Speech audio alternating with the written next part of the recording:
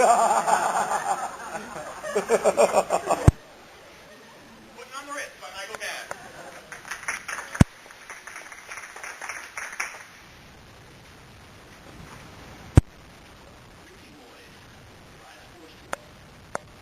Richie Boy feeds the bunnies. Richie Boy pulls back her long blonde hair into a ponytail when she smiles.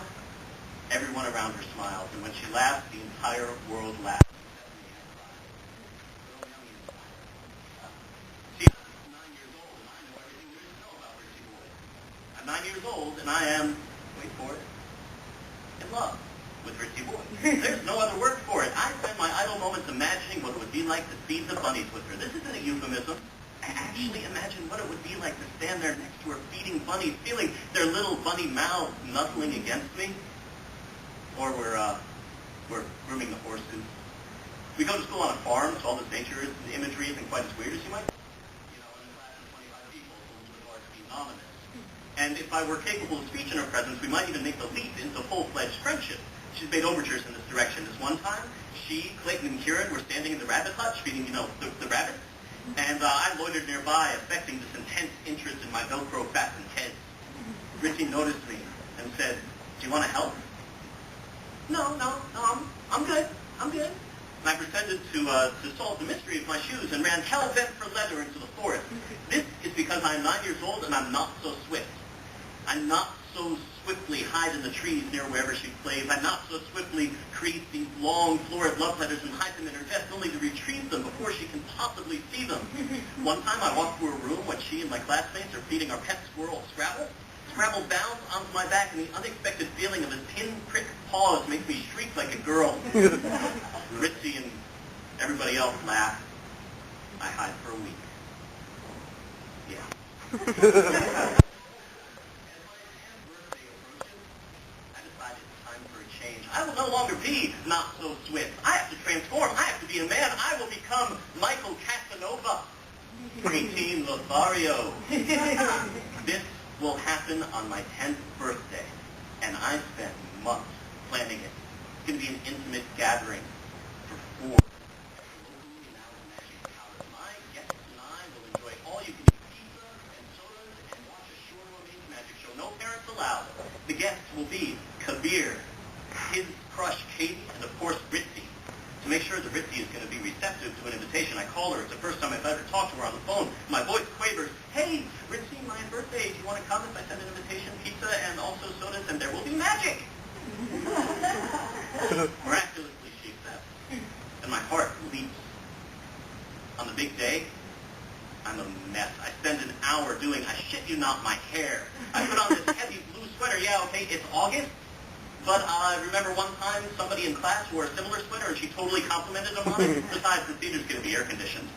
So I'm coiffed, I'm suited up. My parents trundle me to the car and off we go. Waiting outside the Magic Palace, I am a bundle of raw nerves. What if nobody comes? What if Ritzy doesn't come? What if another party came up, another birthday party, or maybe a horse riding show? My palms already flick from the heat, start to perspire in earnest. Sweat drips down my back, soaking through my sweater. By the time everybody, including Ritzy, gets there, I'm a bona fide mess. I would go into the Magic Palace, the parents are gone, and I make small talk. So, wearing a sweater, blue, things like that. It goes well. And a few minutes in, I see it happen. I see understanding dawn on Ritzy. She takes in the small number of party guests, her eyes widen. She and Katie exchange a glance, and all of a sudden, all of the conversation is about their boyfriends. Their older boyfriends, who they are like totally into. Josh this and Kevin that. I am 9, almost 10 years old, and my entire world is crumbling around me as a guy in a cheap tux pulls doves and flowers and crabs from the lining of his coat. I get through it somehow. I hold it together. We go back to my house afterwards so everybody can wait for their parents. Now, this qualifies as a momentous occasion. People don't come over to my house, particularly not people who I am in love with. Ritzy, Katie, and Kabir make themselves at home in my room, and despite the fact that I now know almost as much about Ritzy's boyfriend as she does, his name is Josh. He's 13, he's had his bar mitzvah, he plays guitar, he has blonde hair, and he is so cute. I decide that I am going to make her fall in love with me by catching a ball. Hey, I say, watch this. I produce a racquetball, and I wing it against the wall. I leap forward, and in a move that I've been practicing for months for this very occasion, I do a dive roll, perfectly executed, leap to my feet with the ball in hand, and turn around sure that accolades are going to fall upon me. Ritzy and Katie exchange a glance. Me, Ritzy said. Kabir's over in the corner. He looks a little embarrassed. The ball doesn't seem to care one way or the other. Now, seeing my last-ditch can't-fail plan, failing miserably, I do the only thing I can. I plunge onward into oblivion. I take that ball, and I throw it against the wall again, harder and faster this time, and I leap forward again, but this time I miscalculate. The ball ricochets, and it beats me in the head, and it hurts, but I ignore it, because now I'm a man. Ha! I say, turning to my guest. Ha! Ha! Ritzy and Katie exchange another glance. Kabir is now trying to blend in with the wall. And now the ball's even embarrassed. It rolls into the hallway. I go to retrieve it, and the door to my room clicks shut softly behind me. The door to my room doesn't close by itself, so somebody has shut the door behind me. I pick up the ball, and I knock on the door a few times. Hey! Let me in! I hear giggles and whispers behind the door. Tee-hee, tee-hee, keep it shut, tee-hee. I whap on the door a couple of times, and then I sink to the floor.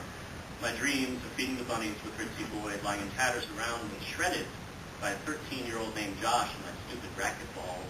See, I'm now 10 years old, and I have just learned a valuable lesson about love. I'm sure I have. I'm just not sure what it might be.